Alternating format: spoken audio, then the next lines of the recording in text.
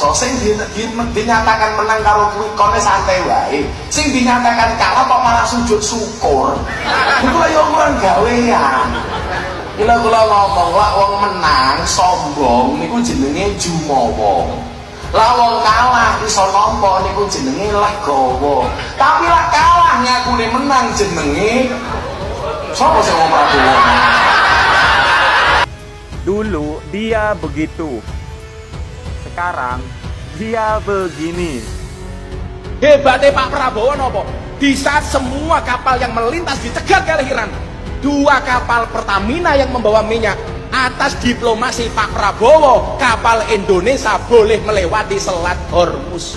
Itulah salah satu penyebab kenapa BBM Indonesia tidak naik. Jilat terus, iya jilat terus jilat.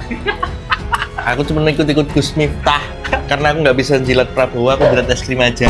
Menjilat kekuasaan itu sah-sah saja Gus, dan boleh. Anda sebagai ulama nggak apa-apa menjilat kekuasaan dan pemerintah, nggak apa-apa ya. Tapi tolong jangan bodohi umat Gus. Jenengan dikasih panggung itu untuk mencerdaskan umat, untuk membimbing umat, bukan untuk membodohi atau menyebarkan hoax. Sampai video ini saya buat, ini datanya per tanggal 12 itu belum ada itu kapal Pertamina melewati Selat Hormuz, belum boleh. Justru yang diperbolehkan itu Malaysia duluan Gus. Jadi kebiasaan asal bapak senang itu jangan dibiasakan di panggung. Nggak apa-apa sama menjilat pemerintah dan Prabowo itu di balik panggung, nggak apa-apa. Tapi jangan anggap seolah-olah umat itu bodoh, gak ngerti berita, gak update. Nah, jadi untuk kalian yang masih memberikan orang-orang seperti ini panggung, goblok. Kalian sudah lihat kan jejak digitalnya Gus ini. Waktu 2019 dia jungjung Jokowi tapi ngejelekin Prabowo. Terus di tahun 2024 dia itu junjung Prabowo tapi ngerendahin nama Pak Anies. Jadi dah tahu kan, dia mempengaruhi masyarakat untuk menggiring opini. Gus itu seharusnya nggak gini, ceramahnya selalu bikin panas hati. Kenapa ceramah Gus Miftah ini tidak sesuai fakta? Karena saya yakin penonton cukup melek informasi. Ceramah ini bukan sekedar keliru. Bagaimana masyarakat dipaksa menerima informasi yang bertentangan dengan kenyataan. Ngomong ngotot-ngotot padahal keliru Gus. Jamaah kok diberikan informasi yang sesat begini. Gus, bahwa kapal kita ini sekarang bisa dicek secara online. Dan perlu diketahui bahwa kapal kita yang terjebak itu ada 2. Yang pertama kapal Pertamina Pride, di mana posisinya itu ada di sekitaran Bahrain. Sedangkan yang kedua itu ada kapal Gamsunoro yang posisinya dekat di daerah Dubai. Jadi kenapa BBM kok belum naik? Yaitu karena Pertamina yang sampai saat ini masih menutupi kerugiannya. Bukan karena kehebatan Prabowo, bukan karena diplomasi Prabowo. Goblok. Gus Miftah ini sedang membangun kultus pemimpin tidak boleh salah. Nah, ini berbahaya bagi demokrasi. Karena demokrasi justru berdiri di atas kritik. Yang jadi pertanyaan, kok ada orang yang mau dengerin ceramah seperti ini? Karena relasi antara penceramah dengan jamaah itu tak setara. Seorang penceramah punya otoritas simbolik yang besar. Ketika otoritas itu dipakai untuk membenarkan pemerintah atau kekuasaan, maka yang lahir adalah kepatuhan, bukan kesadaran. Jamaah tidak didorong untuk berpikir, tapi untuk mengamini. Disitulah manipulasi menjadi efektif. Lebih jauh, ini bukan soal individu seperti Gus Miftah ini. Ini soal ekosistem yang memungkinkan suara kritis dilemahkan. Kapalnya itu sampai sekarang belum bisa lewat, Pak. BBM tidak naik itu salah satunya untuk menutupi kerugian Pertamina yang luar biasa, Pak.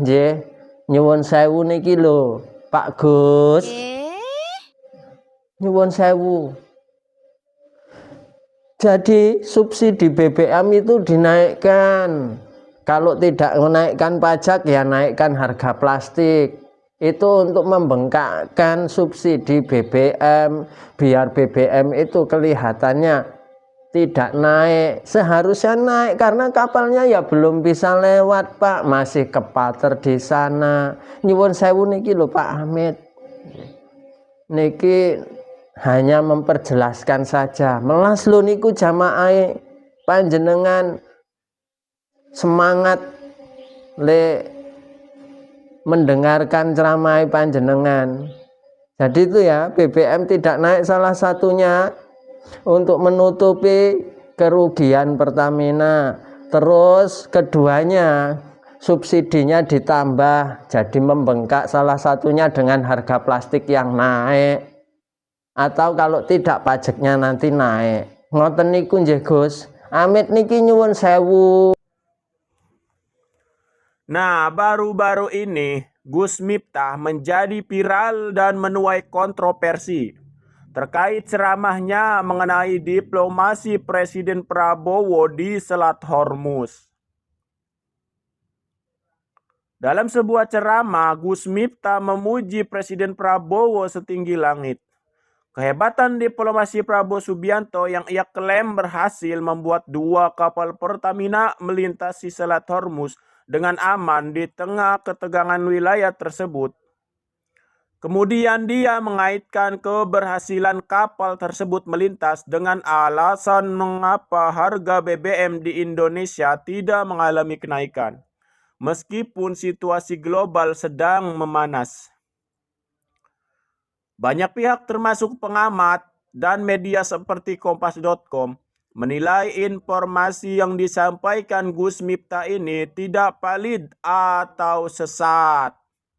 Karena tidak ada bukti resmi yang mendukung klaim adanya pencegatan kapal Indonesia yang kemudian dibebaskan lewat diplomasi khusus tersebut.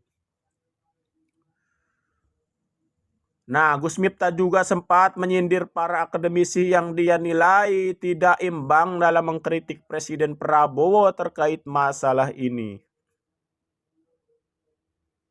Nah, situasi di Selat Hormuz memang sedang menjadi perhatian dunia, di mana beberapa negara seperti Amerika Serikat melakukan blokade, sementara negara lain seperti Inggris memutuskan untuk tidak bergabung dalam aksi tersebut. Secara ringkas, pernyataan Gus Miftah dipandang oleh pendukungnya sebagai bentuk apresiasi terhadap kepemimpinan Presiden Prabowo. Namun, dikritik tajam oleh pihak lain sebagai penyebaran informasi yang sesat, tidak akurat di mimbar pengajian.